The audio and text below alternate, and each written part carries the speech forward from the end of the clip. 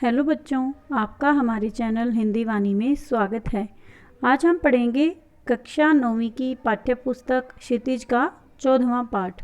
पाठ का नाम है चंद्रगहना से लौटती बेर। यह एक कविता है।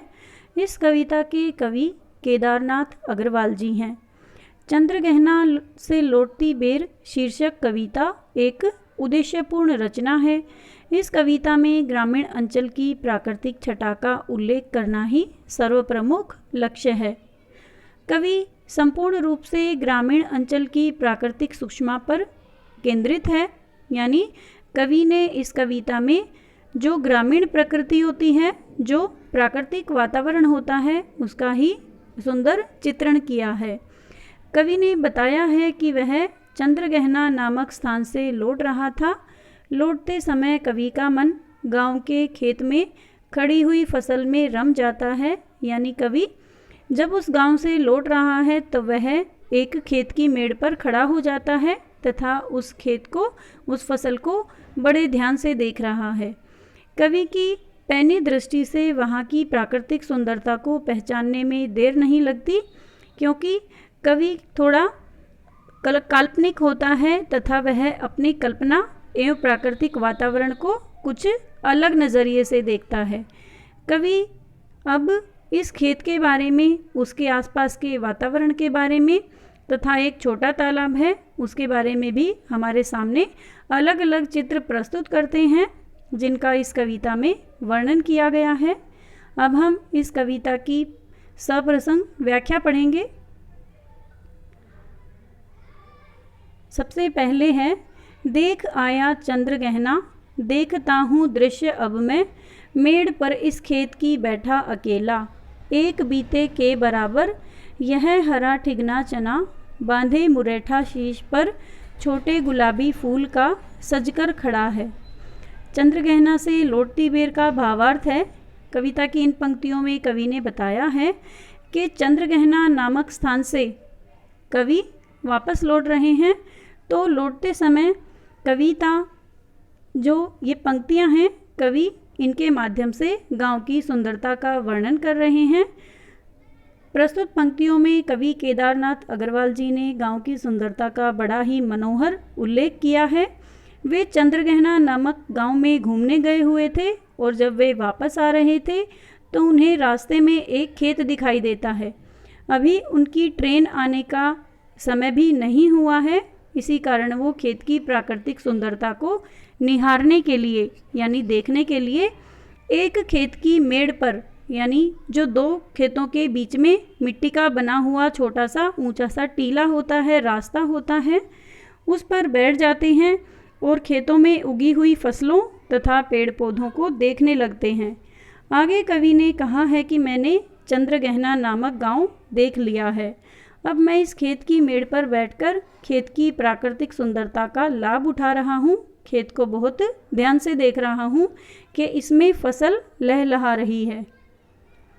आगे चने के पौधे का बड़ा ही सजीला मानवीकरण करते हुए कवि ने कहा है कि एक बीते के बराबर, बीते एक इकाई होती है जिसके अनुसार किसी भी वस्तु की लंबाई मापी जाती है। जैसे 1 फुट 1 इंच, इसी तरह से एक पंजे की लंबाई के बराबर ज़्यादा से ज़्यादा 1 फुट की लंबाई वाला यह हरा चने का पौधा खेतों के बीच में लहलहा रहा है।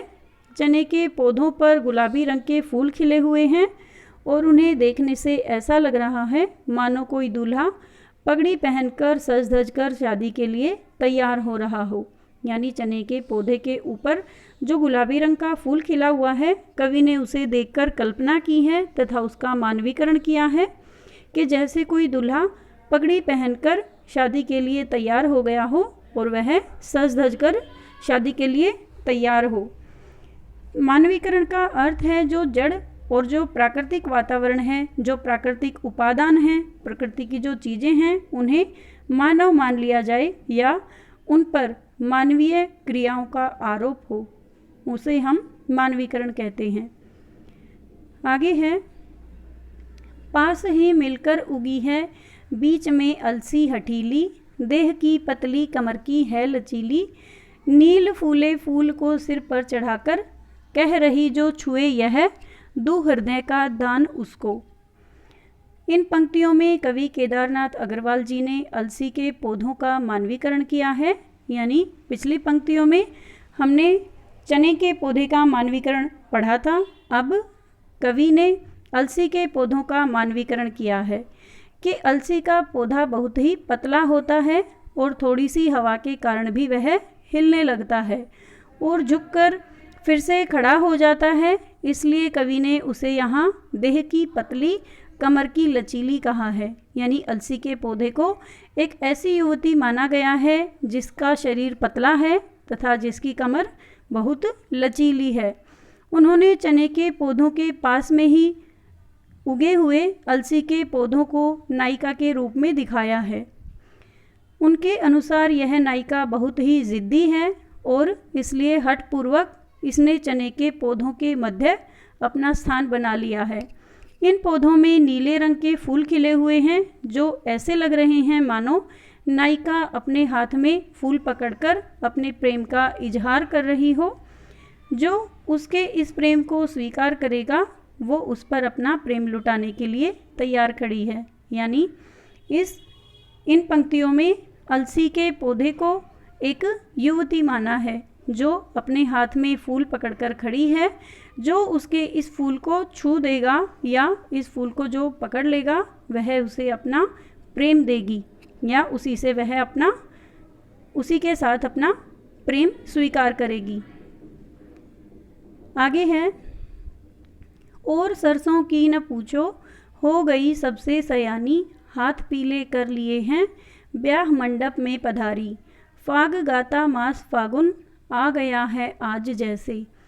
इन पंक्तियों में कवि ने खेतों के प्राकृतिक सौंदर्य की तुलना विवाह के मंडप से की है। खेतों में चने और अलसी के पौधे अपने सौंदर्य का प्रदर्शन कर रहे हैं, बहुत सुंदर लग रहे हैं। वहीं इन सब के बीच में सरसों की तो बात ही निराली है। यानी अलसी और चने के पौधों के पास ही सरसों भी उगी हुई है और वह कुछ अलग ही है। सरसों के पौधे पूरी तरह से बढ़ चुके हैं और उनके ऊपर पीले रंग के फूल भी खिले हुए हैं। ये पीले फूल सूरज की रोशनी में किसी नई दुल्हन के हाथों की तरह चमक रहे हैं, जैसे किसी दुल्हन के हाथ पीले कर दिए हों। सरसों की फसल पक चुकी है, इसलिए कवि कहते हैं कि कन्या शादी के लायक हो चुकी है। यानी सरसों की जो फसल है उसे भी एक नायिका माना है जो अब विवाह के योग्य हो गई है और उसने अपने हाथ पीले करके इस खेत रूपी ब्याह मंडप में वह पधार गई है। यानी यहाँ पर उसका विवाह होने वाला है। ऐसा लग रहा है जैसे फागुन का महीना स्वयं फाग या होली के समय गाए जाने वाला गीत गा रहा है। फागुन मास का भी यहाँ पर मानवीकरण किया है और ऐसा लग रहा है जैसे फागुन का महीना स्वयं होली के समय गाए जाने वाले गीत गा रहा है।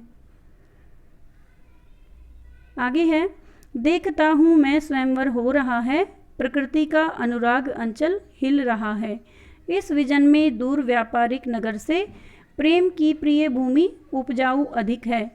इन पंक्तियों में कवि ने गांव की प्राकृतिक सुंदरता एवं शहर की तुलना की है। यानी एक तरफ गांव की प्राकृतिक सुंदरता के बारे में बताया है तो दूसरी तरफ शहर की आधुनिकता तथा व्यस्तता के बारे में अपने विचार प्रकट किए हैं। कवि के अनुसार शहर में रह रहे लोगों के पास इतना वक्त भी नहीं होता कि वो इस प्राकृतिक सौंदर्य का लाभ उठा पाएं। निरंतर होते हुए निर्माण के कारण शहर में हर जगह सिर्फ कंक्रीट की इमारतें ही दिखाई देती हैं। इसलिए उन लोगों के मन में प्रेम भाव नहीं है या यदि है तो वह बाहर नहीं आ पाता, क्योंकि शहर के लोग जो हैं वो ग्रामीण संस्कृति या जो प्राकृतिक वातावरण है उससे दूर ही रहते हैं। शहरी लोग स्वार्थी हो जाते हैं क्योंकि वो धन दौलत के पीछे निरंतर दौड़ते रहते हैं, जबकि दूसरी ओर कवि को गांव के प्राकृतिक वातावरण में अनुपम शांति मिल रही है। कवि स्वयं प्रकृति प्रेमी हैं और उन्हें गांव का प्राकृतिक वातावरण अपनी ओर आकर्षित कर रहा है। कवि कहते हैं कि चारों तरफ सुनसान स्थान होने के बावजूद भी खेतों में इतना प्राकृतिक सौंदर्य भरा हुआ है कि ऐसा लग रहा है मानो यहाँ पर कोई स्वयंवर चल रहा हो। स्वयंवर एक इस प्रकार का कार्य होता है जिसमें कोई भी युवती अपना विवाह स्वयं अपनी मर्जी से करती है या अपने वर का चुनाव वह अपनी इच्छानुसार करती है। तो कवि को लग रहा है जैसे यहाँ प्राकृतिक वातावरण में कोई स्वयंवर चल रहा हो। सभी सज धज कर खड़े हैं और मंडप भी सजा हुआ है। कन्याएं सजकर अपने हाथ में फूलों की माला लेकर दूल्हे का चुनाव कर रही हैं। यहाँ लड़की से सरसों एवं अलसी के पौधों को संबोधित किया है, जबकि दूल्हे से चने के पौधे को संबोधित किया गया है। कविता में सरसों और अलसी के पौधे को युवती माना गया है और दूल्हा या युवक चने के पौधे को माना गया है। ऐसा दृश्य देखकर कवि के अंदर भी प्रेम की भावना जागने लगी है। इसलिए कवि ने कहा है कि व्यापारिक नगर से दूर प्रेम की यह प्रिय भूमि बहुत अधिक उपजाऊ है। यहाँ पर चारों तरफ अनाज ही अनाज उत्पन्न हो रहा है। आगे है, और पैरों के तले है एक पोखर, उठ रही इसमें लहरियाँ, नील तल में जो उगी है घास भूरी, ले रही वो भी लहरियाँ।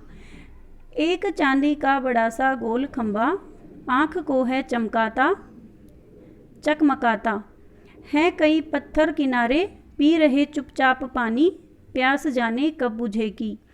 चंद्रगहना से लौटती बेर कविता की इन पंक्तियों में कवि ने खेत के किनारे तालाब एवं उसमें पड़ने वाली सूर्य की रोशनी का बड़ा ही सुंदर वर्णन किया है। वे मेड़ पर जहाँ बैठे हुए हैं उसके दूसरी ओर स्थित तालाब में जो हवा चलने से पानी में लहरें उठ रही हैं उनके बारे में कवि ने बताया है। उसके साथ ही बगल में उगी हुई भूरी घास भी यूं ही हिलने लगती है मानो आकाश में पतंगें उड़ रही हों। जब तालाब के जल में सूरज की किरणें पड़ती हैं तो उसका प्रतिबिंब जल पे एक चांदी के गोल खंबे की तरह दिखाई देता है जो कवि की आंखों में निरंतर चमक रहा है और लेखक को उसकी ओर देखने में मुश्किल हो रही है। ऐसा आपको भी लगता होगा या आपने भी कभी महसूस किया होगा कि सूरज की रोशनी को या सूरज के प्रतिबिंब को हम पानी में भी लगातार नहीं देख पाते। इसी तरह से लेखक भी कवि भी उसे देख नहीं पा रहे हैं और उन्हें देखने में मुश्किल हो रही है। दूसरी तरफ तालाब के किनारे कई पत्थर पड़े हुए हैं। जब जब तालाब में लहरें उठ रही हैं तब तब तालाब का जल जाकर पत्थर को भिगो रहा है। आपने भी ये देखा होगा कि जब किसी तालाब के किनारे पत्थर पड़े हुए होते हैं और हवा चलने से तालाब का पानी हिलता है तो वो पत्थर भी धीरे धीरे थोड़े थोड़े लहरों के कारण भीगने लगते हैं। तो कवि को ऐसा प्रतीत हो रहा है मानो पत्थर चुपचाप पानी पीते जा रहे हैं, परंतु अभी तक उनकी प्यास नहीं बुझी और पता नहीं उनकी प्यास कब बुझेगी। इस तरह कवि ने इन पंक्तियों में प्रकृति का बड़ा ही सुंदर मानवीकरण किया है। यानी प्रकृति की जो जड़ वस्तुएं हैं या जो हरी भरी हरियाली है उसे मानव माना है और उनके जो क्रियाकलाप हैं उन्हें मानवीय क्रियाकलाप का रूप माना है। आगे है, चुप खड़ा बगुला डुबोए टांग जल में, देखते ही मीन चंचल ध्यान निद्रा त्यागता है, चट दबा के चोंच में नीचे गले को डालता है, एक काले माथ वाली चतुर चिड़िया श्वेत पंखों के झपाटे मार फौरन, टूट पड़ती है भरे जल के हृदय पर एक उजली चटुल मछली, चोंच पीली में दबाकर उड़ती है दूर उड़ती है गगन में। कवि ने देखा कि तालाब के किनारे कुछ उथले जल में कुछ बगुले ऐसे खड़े हैं मानो वो जल में पैर डुबोए खड़े खड़े सो रहे हों। यानी वो हिलडुल नहीं रहे और ऐसा लग रहा है जैसे वो सो रहे हों। लेकिन जैसे ही उन्हें जल के अंदर कोई मछली हिलती डुलती महसूस होती है या दिखाई देती है तो वो अपनी चोंच को तेज़ी से जल के अंदर डालकर उस मछली को पकड़कर अपने गले में डाल लेते हैं और निगल जाते हैं। यानी ये एक प्रकार से बगुलों का शिकार करने का तरीका है, जिस तरीके से वो मछली का शिकार करते हैं। वहीं दूसरी तरफ जल के ऊपर एक काले रंग के सिर वाली चिड़िया उड़कर चक्कर लगाते हुए तालाब के जल पर नज़र रख रही है, यानी वह भी एक मछली का शिकार करने वाली चिड़िया है। जैसे ही उसे पानी के अंदर मछली नज़र आती है, वह बिजली की तेज़ी से अपने सफ़ेद पंखों के सहारे जल को चीरती हुई गोता लगाकर अंदर चली जाती है और उस मछली पर टूट पड़ती है। उस चमकती हुई मछली को वह काले माथे वाली चिड़िया अपनी पीली चोंच में दबाकर ऊपर दूर आकाश में उड़ जाती है। यानी इन पंक्तियों में कवि ने सबसे पहले बगुले के बारे में बताया है, जो लग रहा है कि वह सो रहा है, लेकिन जैसे ही वह मछली को देखता है या महसूस करता है, उसे अपनी फुर्ती के साथ या बहुत चंचलता से उस मछली को पकड़कर अपने गले में डाल लेता है, निगल जाता है। इसके बाद कवि ने एक काले सिर वाली चिड़िया के बारे में बताया है, जो आकाश में उड़ते हुए जल में मछली को देखती रहती है। जैसे ही उसको कोई मछली नज़र आती है, वह उसका शिकार कर लेती है और फिर अपनी पीली चोंच में उस मछली को पकड़ के आकाश में दूर उड़ जाती है। आगे है, ओ यहीं से भूमि ऊंची है जहाँ से रेल की पटरी गई है, ट्रेन का टाइम नहीं है, मैं यहाँ स्वच्छंद हूँ जाना नहीं है। कवि जहाँ बैठकर गांव के प्राकृतिक सौंदर्य का आनंद उठा रहे हैं, वहीं से कुछ दूर जाकर भूमि ऊंची हो गई है, जिसके पार देखा नहीं जा सकता, यानी टीले जैसे बने हुए हैं। उस ऊंची उठी भूमि के दूसरी तरफ ही रेल की पटरी बिछी हुई है। वहीं कहीं रेलवे स्टेशन भी है, जहाँ से कवि वापस जाने के लिए ट्रेन पकड़ने वाला है, परंतु अभी ट्रेन के आने में काफ़ी समय बाकी है। इसलिए लेखक पूरी स्वतंत्रता के साथ खेतों के बीच में बैठकर सभी जगह ताक कर, यानी सभी चीज़ों को ध्यान से देख कर प्राकृतिक सौंदर्य का आनंद उठा रहा है, मज़े ले रहे हैं। ये सब उन्हें बहुत ही आनंददायक लग रहा है, क्योंकि शहर में उन्हें रोज़ रोज़ ऐसे सौंदर्य को देखने का मौका नहीं मिलता। और कवि जो कल्पनाशील हैं तथा प्राकृतिक जो वातावरण है उससे बहुत अधिक प्रेम करते हैं, तो वे यहाँ पर आकर इस सौंदर्य का आनंद उठा रहे हैं। आगे है, चित्रकूट की अनगढ़ चौड़ी कम ऊंची ऊंची पहाड़ियाँ दूर दिशाओं तक फैली हैं, बांझ भूमि पर इधर उधर रीवा के पेड़ कांटेदार कुरूप खड़े हैं। कवि की नज़र खेतों से उठकर दूर जाती है, तो उन्हें चित्रकूट की असमान रूप से फैली ऊंची नीची पहाड़ियाँ नज़र आती हैं, जो ज़्यादा ऊंची भी नहीं हैं और दूर तक फैली हुई हैं। इसलिए कवि ने कहा है कि ये दूर दिशाओं तक फैली हुई हैं। कवि को ये पहाड़ियाँ उपजाऊ भी नज़र नहीं आ रही, क्योंकि इन पहाड़ियों पर हरे भरे पेड़ पौधे भी नहीं हैं, क्योंकि इन पहाड़ियों पर रीवा नामक कांटेदार वृक्षों के अलावा और कोई हरियाली नहीं है। तो ऐसा लग रहा है जैसे ये उपजाऊ नहीं है, बंजर भूमि है।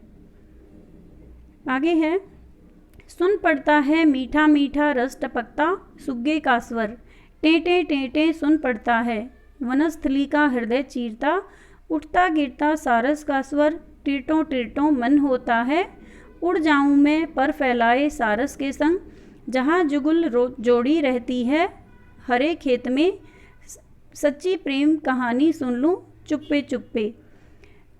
चंद्रगहना से लौटती बेर कविता की इन अंतिम पंक्तियों में कवि ने वनस्थली में गूंजते हुए तोते और सारस की मधुर आवाज़ों का वर्णन किया है।